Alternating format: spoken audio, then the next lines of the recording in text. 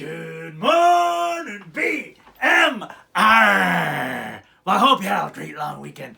It's now time to get down to it. And getting down to it means doing a little reading. And so, I am going to read one of my favorite all-time little pirate books by Quentin Blake, Mrs. Armitage and the Big Wave. And every time I read the Big Wave, you say it too, like the Big Wave. And here we go.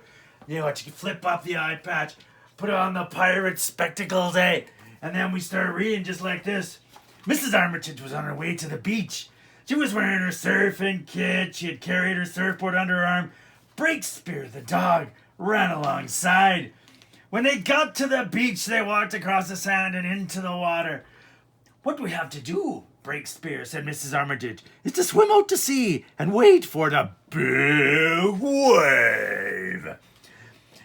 But while they were waiting for the big wave, Mrs. Armitage could see that Breakspear's little legs were getting tired. "What we need here," said Mrs. Armitage, "is something to keep a faithful dog afloat." So she went back to the beach and bought an inflatable desert island.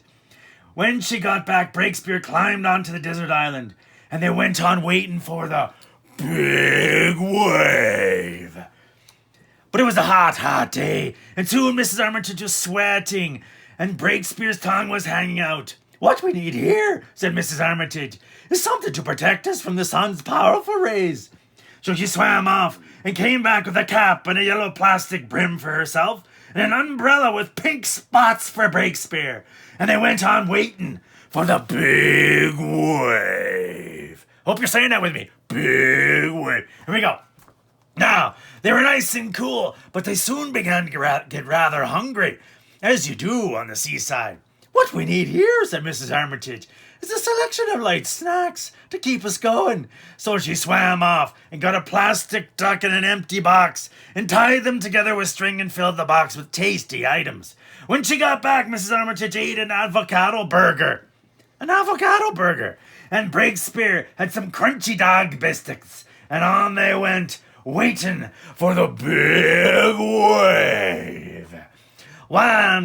After a while, a breeze sprang up and blew briskly along the shore.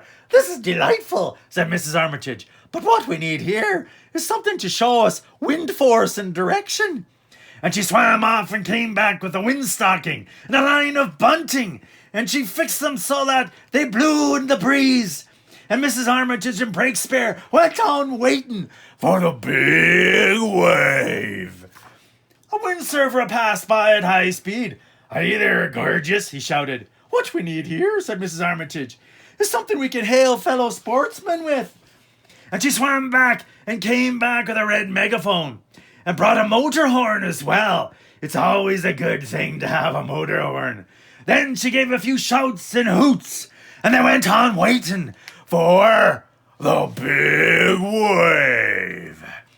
And now all kinds of fish were popping their heads out of the water to find out what the fuss was all about. "I hope there aren't any sharks," said Mrs. Armitage, and she swam off and came back with a sturdy boat hook. "Now we can give a prod to any sharks that want to trouble us," said Mrs. Armitage, and they went on waiting for the big wave.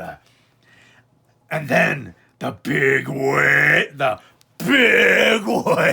just about forgot there. And the same moment, they noticed a little girl called Miranda who had swum out too far and was in difficulties. "Bah-you-her," went Mrs. Armitage on the motor horn, and she hooked up Miranda with the boat hook, and on they went. Ha-ha, saving the day. They did a California slither, and a Bali swerve, and a Waikiki flip, and arrived on the beach just in front of Miranda's parents. Obviously not COVID over here, is it? They all went to the beach cafe to celebrate. "There's still time, Breakspear, for us to have another go," said Mrs. Armitage. "What? There's still time, Breakspear, for us to have another go," said Mrs. Armitage. What we really need is a big wave.